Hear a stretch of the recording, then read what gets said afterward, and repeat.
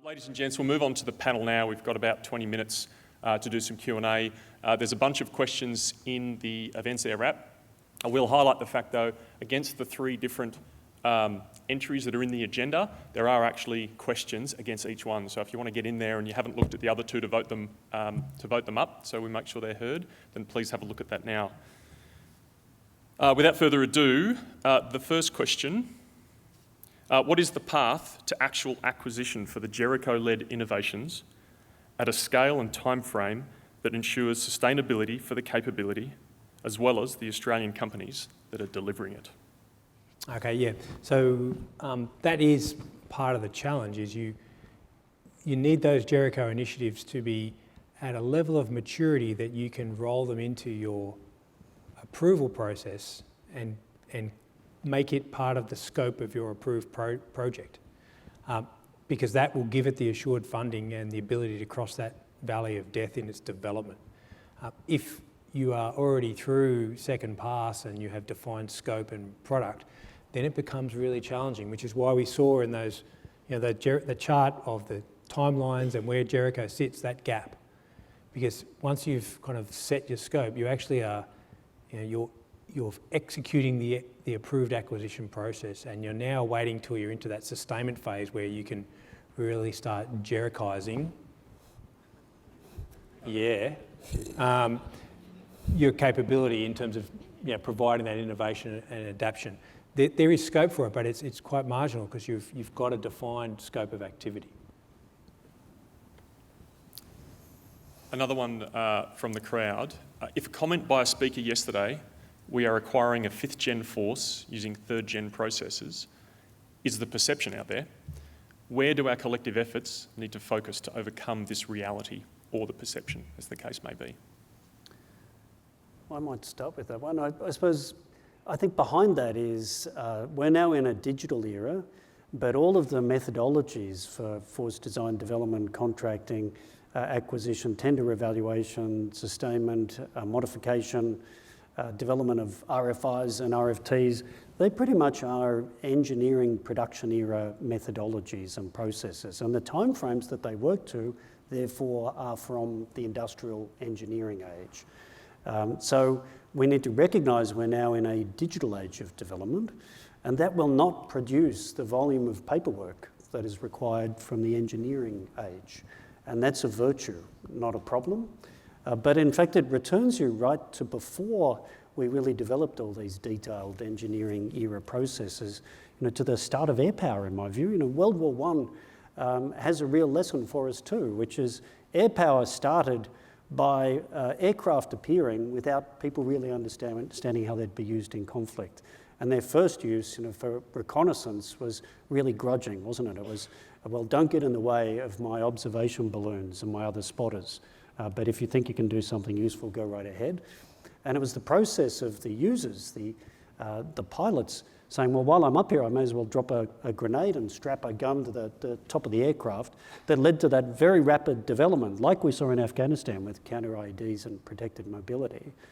So the digital era, collapsing the timeframes, and the early close involvement of the user, they're the two things that we need to do. And that's what we see with the examples I was talking about. I think we also need to look at how we describe things and the processes within. One of my personal favourites is final operating capability. What will be the intended final operating capability of the MQ-28A Foxbat? Well, let's think back. There is a capability that in the days of spiral upgrades and continuous upgrading and software upgrading, we know the final operating capability of the classic Hornet. It was the capability we had when we retired it last year, because everything else will continue to evolve. There is no final state until the very end. And so it's terms like that and languages and requirements to define a final operating capability when you're in acquisition for something like an MQ-28A that we need to break away from and accept that we'll have a rolling upgrade of capabilities as we continually change these things, because we're not just buying one thing and being static. So we need to upgrade our method of thinking and our vernacular and language. Thanks, sir. I'm getting the impression that you're reading some of the other questions before actually answer in the one in front of you, because you've hit a few there. Thanks. I guess this is talking to Michael, your point about those major acquisitions, and some things do take time for the major platforms. But I guess this one's for you. Why does the nuke sub acquisition have to be so slow? The US went from no nuclear technology in the early 40s to the USS Nautilus in 1954. Yes, well, that is slow in my view. I'm talking about a world where the government has said major conflict involving the Australian military is credible within this 10 years. That doesn't mean 10 years from now, that means within this 10 years. And anyone who thought war wasn't a reality in our world knows now with what Putin's doing in Ukraine, it is. So that is a long time frame, in my view, if we can wrap our minds around that. But the other thing I'd say about the nuclear submarine program is I think there's a concern in all the effort trying to accelerate it, because there are some things that need to be done very well, and they also need to be done very well so that our partners that are sharing this technology with us will actually do so. And if we look like we're shortcutting and not building the stewardship capacity to operate and sustain these items, we will not get them. There are different paths. My colleague at ASPE, Marcus Heller, has done a fantastic report with Andrew Nichols and another author about the different way that the nuclear submarine program can be delivered. And the best way is not building them in Adelaide, an uncomfortable political fact. That can change the timeframes and make it more successful. It's really an enterprise approach with our US partner as our primary partner. That's the most feasible approach. So it needn't take 30 years, but I'm talking about much faster timeframes for these other technologies, because it's possible, it's achievable. We can see other organisations doing it, including our adversary. And we need a sense of urgency we don't have. There's a question on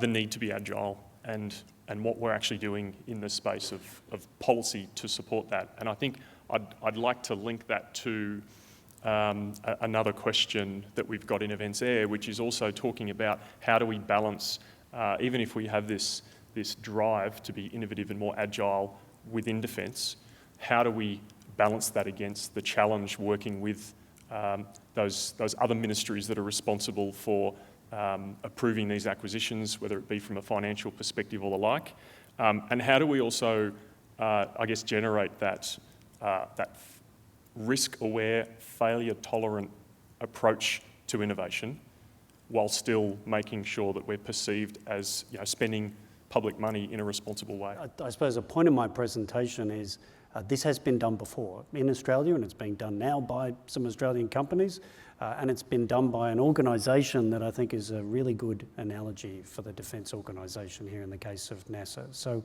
precedent is really reassuring to central agencies like the Finance Department, the Department of the Treasury and the Prime Minister's Department.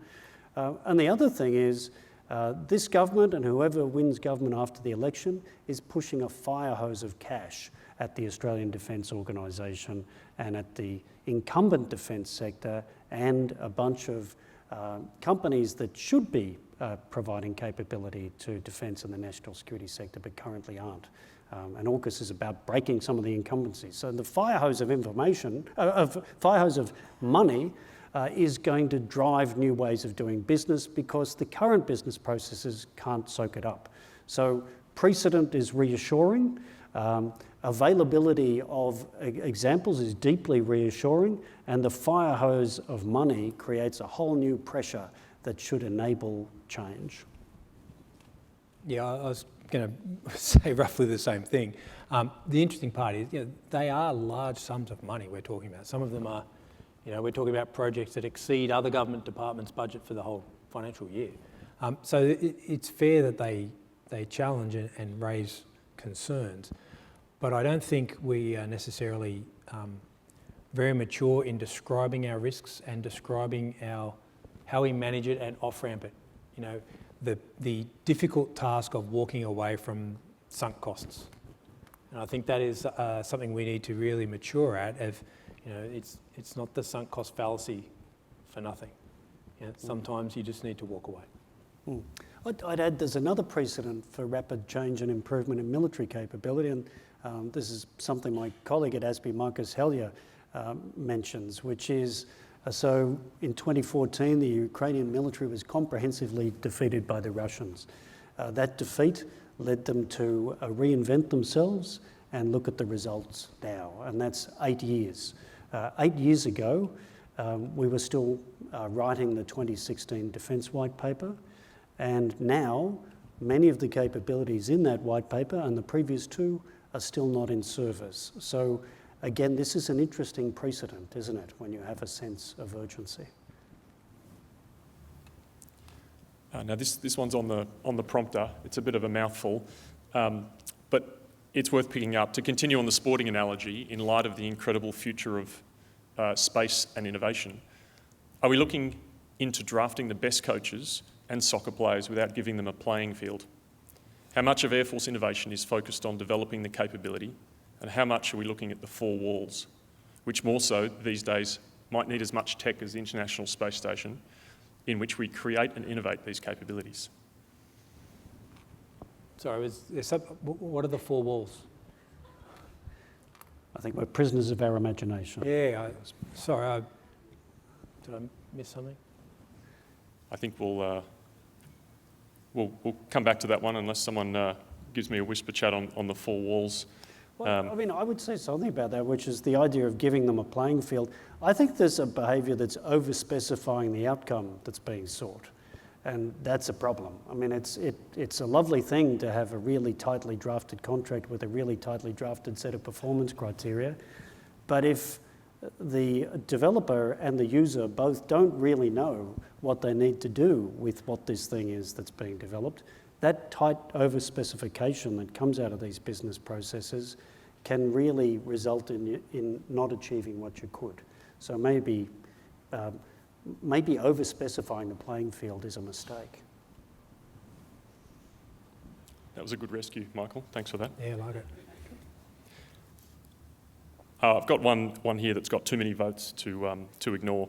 A previous CAF once said, if I want a project to fail, I'll push it through the normal acquisition system. The question is, are we still in that situation? No, but I would suggest if you want a project to be executed very fast or in an innovative or agile manner, you will want to minimise its contact with the acquisition system. I've got a funny story for you here. Yeah. So a friend of mine developed, it was a concept demonstrator, a small satellite, and from idea to actual launch it took 18 months. And I think it was launched on a SpaceX launch as well because the economics were so compelling. They won a Commonwealth Procurement Award for amazingly good practice in doing this very quickly. And they considered not accepting the award, and that's because to achieve that result, well, A, it had to be a concept demonstrator. It couldn't actually be a useful capability because it would have had a whole bunch of other processes. And also, they had a lot of experience in contracts and acquisition processes in our government. And so they knew every corner to cut, every rule to bend, every process to run to the edge of and not quite go to jail. And so they really gamed the system. And they thought to themselves, do I want to win a Commonwealth Procurement Prize for having to game, bend and do everything but break the system? No. And that's my point really about a new enterprise, a new startup in addition to the current enterprise. That's the only way to do this, because otherwise everyone's busily explaining to themselves why the process doesn't quite have to be as everyone else is doing it. And you spend all your time explaining how this is different rather than doing it the different way. Yeah, I guess to clarify my point is that I don't think pushing something through the acquisition process will make it fail, but it will be it is a long process at times. It can be a long process. And again, I stress this is the difference between the process as written and the process as behaved. So there's two different processes there. We've probably got time for one more question before wrapping up. From a panel discussion yesterday, one of our industry partners posited the need for new structures that pursue collaborative innovation from inception between industry and defence, that is, at the requirement setting phase. Are there examples of this in other defence forces, and what are the impediments to introducing or normalising it within the Australian Defence Force? Can you just say the first sentence again? Because I was reading something else and I totally didn't listen. Was it four walls question? Was it? All right. From a panel discussion yesterday, one of our industry partners posited a need for new structures that pursue collaborative innovation from inception of an idea between industry and defence. Oh, yeah. Yes, we do need to get better at that collaboration. We in Australia have different models to some of our other countries overseas, where they are, more collaborative. We can at times get concerned about probity issues and how that will look, and that sometimes becomes an obstacle to us in really kind of going out there and embracing with industry. And again, it comes down to how we need to go about it, and we need to, balance making progress with those issues that we could potentially raise. Well, I think I've answered a lot of that. I think adopting a digital era approach and set of processes rather than the engineering era, involving the end user early and not over-specifying requirements up front. And then, when we talk about probity concerns and other constraints in the Australian system of government, having spent a couple of years in the US in our embassy and seeing the kind of regulatory and oversight constraints that are there, if NASA can do what it's done with commercial launch and aircrew rotation, then we should be faster and better. So all those problems have been solved elsewhere. And I note one of the questions coming up talks about a UK Rapid Capability Office that's doing a great job with things like swarming drones. So we are replete with precedents. That isn't our problem, it's doing it. Well, gentlemen, that pretty much wraps up our time for the panel. Two observations from my perspective. The consistent themes through both of your presentations were about people, behaviours and cultures, and that they are the keys to success, to genuinely embracing innovation in the capability lifecycle. And I guess secondly, Michael, from your presentation, the concept that deep integration isn't something that we should always blindly strive towards. We should understand what we actually need from the systems that we're trying to deliver. To the audience, thank you very much for the quality of your questions. Not too many curly ones. I'll find out who the four walls person was after this. So I'd like to thank you. But to our panel, if you could show your appreciation, please.